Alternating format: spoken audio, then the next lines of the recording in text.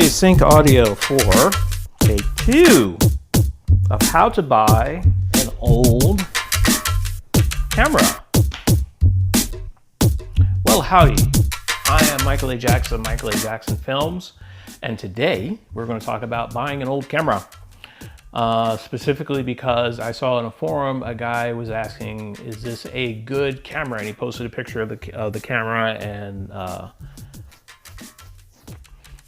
you know, I put in my 2 cents and I thought, I need to make a video about this.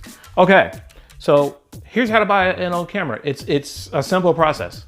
You're concerned about 2 things: the body and the lens. That's it. Nowadays, what happens is the digital cameras are different. And in my transition from film to digital, I learned that it is a different story. It's a whole different animal. The body of these digital cameras does the settings, it does the storage, it holds the medium, the sensor. It does quite a bit. And so it's a different purchasing process. You're looking for different requirements. But when you're looking for a film camera, and well, why would you be looking for a film camera? If you're looking to get into photography or you're looking to make your photography better, shoot some film. Shoot a couple rolls. Go to Walmart, Walgreens. They sell rolls of film for $20 for 3. You can get, for $50, I think you get 20 rolls from Amazon. I'll put the link down in the description. And black and white film, color, you can get all of it. But it teaches you patience. It teaches you how to relax and think about what's good and what's not, and to do it like that. There's so much more to learn by shooting film. You only have 36 exposures, 24, 12 exposures. So you have to budget your skill, and you don't waste any skill.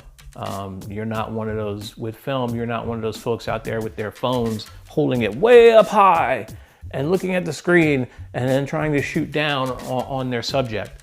You're not that guy with film. You're gonna frame, and you're gonna get your shot lined up, and then click, you're gonna get your shot. So it teaches you to slow things down. There is so much to learn. So if you're 18, 24, 30 years old, pick up a film camera. It will teach you so much. If you're new to photography, if you've been in photography since you were 18 back in 1991, I remember when I was young. If you've been in photography since you were 18 back in 1991, pick up a film camera. And this video is how to do that. Make sure this thing's still recording. I just recorded for 40 minutes, and for whatever reason, it decided to stop recording halfway through. So here is how you buy a film camera. There's 2 things you're looking for. You're looking for body condition and lens, and we'll start with the body. Here's the difference for film photography. The body only does one thing. It's a light box. That's it. The body, the film, and the lens all do their own jobs. It's separate, not like a digital camera. The body only holds the film in the darkness until it's time to develop it. That's it. So when you're looking at a film camera, the only thing you're looking for is a click. You're looking to make sure that the door opens and closes securely. That's it. That's a good door. That's a good door. A little click is okay. A lot of click, or a door that arcs up over the back of the phone, the back of the body, is no good. This is a great camera. You want to make sure your knobs do what they're supposed to do. You want to make sure that everything works. And when you open the door, you want to make sure that that door right there is doing what it's supposed to do. The shutter door should not be damaged in any way, and it should open and close freely without an issue. that nice solid click. Now, on that, I went to a Goodwill, and it was like 4 or 5 cameras, nice Nikons, that someone didn't put in the, let me make sure this thing is good here. Someone didn't put in the camera case up front at the Goodwill. They just put them on the shelf in the back. Some little kid had come along and pressed their finger into the door, ruined a perfectly good camera. Because on that note, once a camera is broken, there's no extras, there's no parts. There's no way to repair these cameras without spending way more than it's worth. I love that click. So you want to make sure your flange is good, and I've never seen a bad flange. You want to make sure that all the buttons do what they're supposed to do. You want to put the camera in bulb mode. Open the door and have a look around inside. Nothing missing, no Cheeto dust, no issues. Never touch that mirror. I've heard that, don't ever touch the mirror, but I don't know. I have no reason to touch the mirror. I've never touched the mirror inside. Doesn't make any sense. This camera, here's the story with this camera. It has an enormous crack in the pentaprism body. Let me make sure I'm still recording. It has an enormous crack in the pentaprism body, and when I got it, it had a roll of 36 in it. 10 had been exposed, 10 pictures had been taken, and of that 10, when I developed the roll of film, 5 looked like they were the mid to late 80s. The other ones looked like they were the 90s or so, because there was a Jeep Cherokee, a late model Jeep Cherokee in the picture. But the other ones, you could tell from the decorations in the homes that they were older pictures. So hopefully this isn't part of the scary movie where the black guy dies, because I developed some scary old pictures. But then there were 26 more exposures that I could take. This camera was $10. I'm not going to turn down $10 for a good lens. It's got an awesome lens on it. So I took the other 26 exposures, even with a crack in it, and they came out great. There was no light leak. There was no nothing. So even what looks like might be a lot of damage isn't. This thing, I would just put some gaff tape over it or something. Probably run some crazy glue over the crack, put some gaff tape over it and call it a day. I wouldn't even, I'm selling this one because I had too many cameras, but I would see nothing wrong with,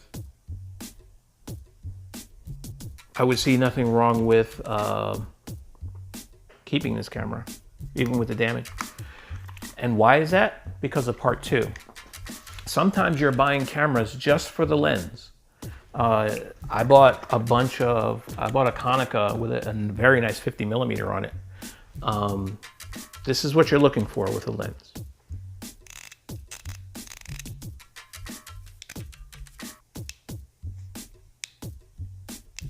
That's what you're looking for.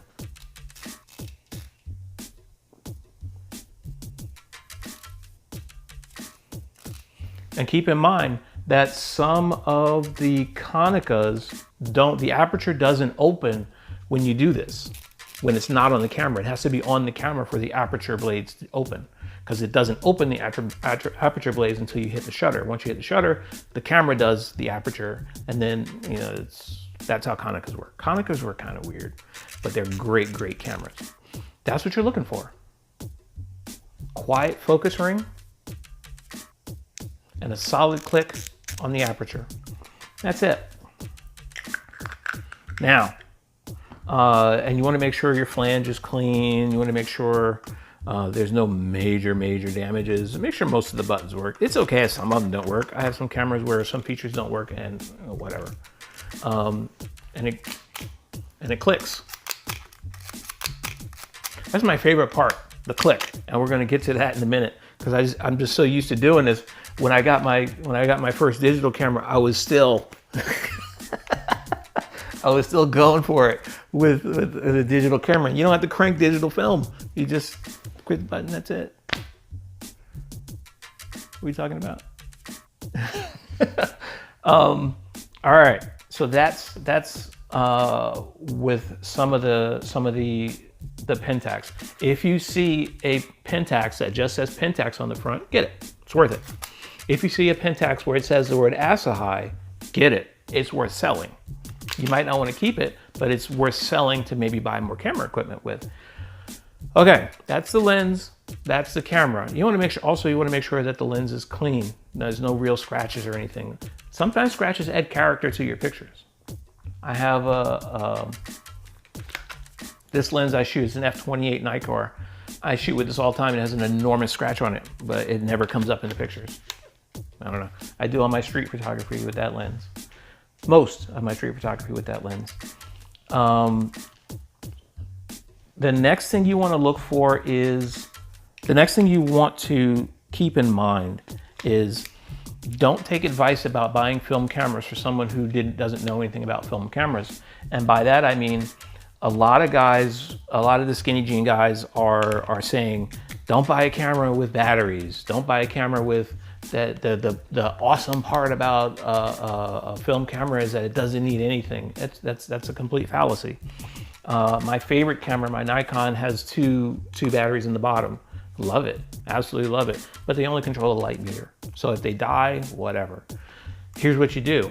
If you go to Walgreens and buy 2 of these batteries, they're gonna cost you like 30, 20, 15 bucks, whatever it is.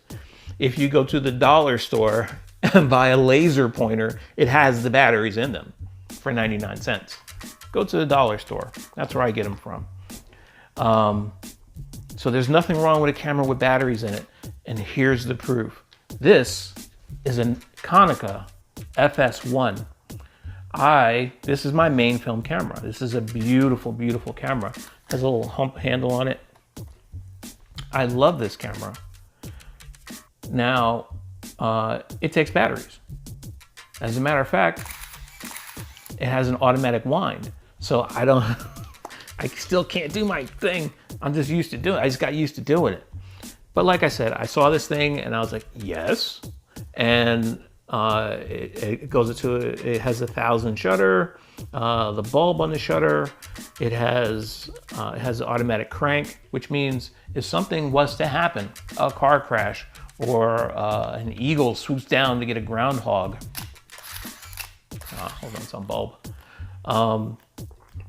This thing can shoot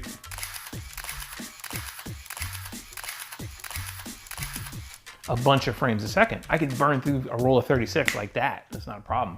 So if something weird was to happen, a car crash, or I don't know, something weird, and I wanted to catch as many frames of it as I could, I can still do that. I can't do that with my Nikon. And this is my number 2. This is my number 1. I can't do that with a crank camera. So there's a good side to it. And this also has an automatic shutter. With the light meter, it decides the shutter that you use. I don't know, I'm not a gear guy, I'm a picture guy. Doesn't mean I don't have gear acquisition syndrome. But it fit all the criteria. The door was good, it was light tight, and everything worked well. But here is the kicker with this thing. I love my Nikon and I have quite a few lenses for it, but this thing had beautiful lenses, a set of beautiful lenses. 40 millimeter 1.8, that is like new, like brand new. It had a macro telephoto. So you could actually get macro, and you put a magnifier on this thing. Holy cow! Tiny, tiny, tiny. You can get you can get detail in a bee's eyes with this lens. Beautiful, beautiful lens. Don't ever let anybody tell you that you have to shoot with a 50 millimeter with film. You can get beautiful, beautiful shots. If you're doing product photography or micro, you put an adapter on this thing and put it on a digital body, holy cow. This is a $4,000 lens today. And today, in inflation and in markup, this is a $4,000 lens. Let me make sure I'm still recording. I have zero problem with having this lens. has a sunshade. It is beautiful, a beautiful lens. And it also came with a 50 millimeter 1.8. They all had caps on them. They all had butt caps. They all had front caps. Whoever had this camera took care of it. This is a beautiful set. And this, holy cow. Talk about red velvet in this beautiful, beautiful case. Whichever old lady or old guy had this camera, holy cow, they took care of it. This is a crowning achievement. This, look at this. It's like new. This is a 28 millimeter 3.5. And yes, you can blur your background with a 3.5. You can blur your background at, what is it? You can blur your background at 11. You can blur your background at Sunny 16. You can blur your background if you know what you're doing. You don't need 50 millimeters, okay? Let's get away from that. John, what's his name? John Freeze shoots with an f/28, and he's got beautiful pictures with blurry backgrounds, and I know that's the thing nowadays. Now, this is just a beautiful lens. When I saw this, I was beside myself. So yes, yes. And that's what quickly made this my #1 camera. Now, you may also come across in your search something like this. This is the portrait lens to end all portrait lenses. I use this for video too when I do my talking heads for businesses.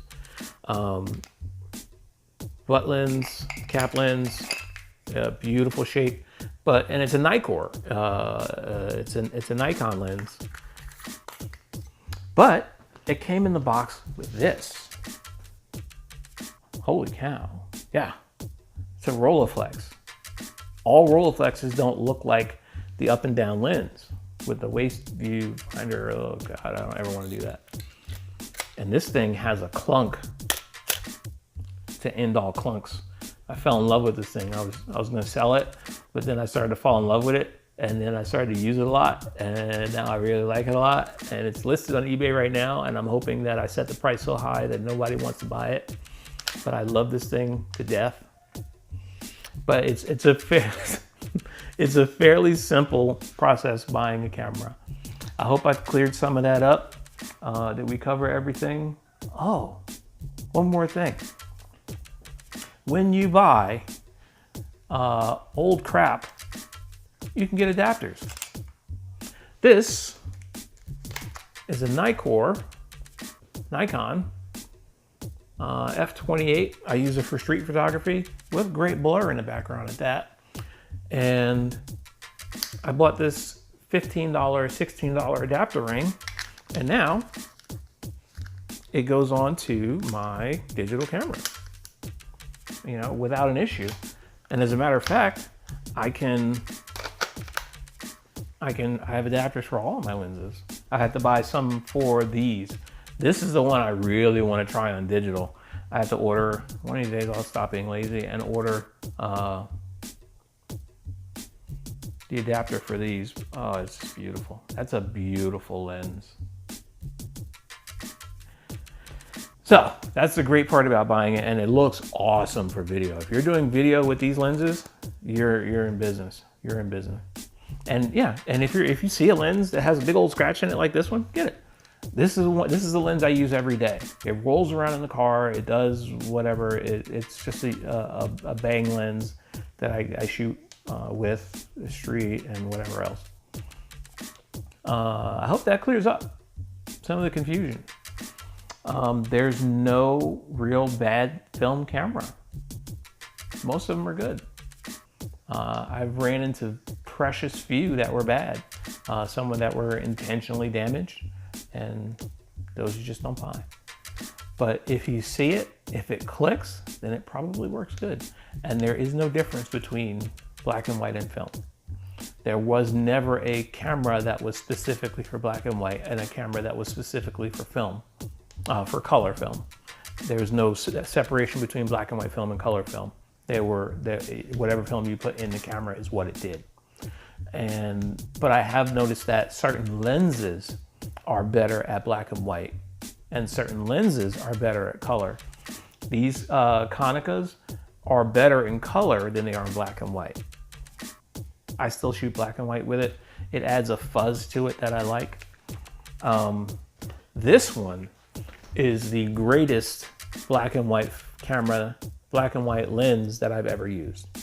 This Rolleiflex, I don't want to sell it. I honestly don't want to sell it. It's listed for sale, and I told myself that once it expires, I get to keep it. If nobody buys it, I get to keep it. And there's not going to be a link in the description because I'm not selling it. It's listed, but you got to find it yourself because I don't want to sell it. But this Rolleiflex Planar 50mm 1.8 is the absolute most beautiful. Wow. The aperture blades are almost round in this thing. Like when you come down to f8, they're almost round. I can't show this in camera, but let me tell you, I've never seen that before in a lens. Usually when you crank down the aperture, it has that octagonal sort of shape to it. No, these are almost perfectly round when you shut down the aperture. It's a good camera. It's a great camera. Anyways, I hope that clears up some information. Love you guys. We'll talk to you later.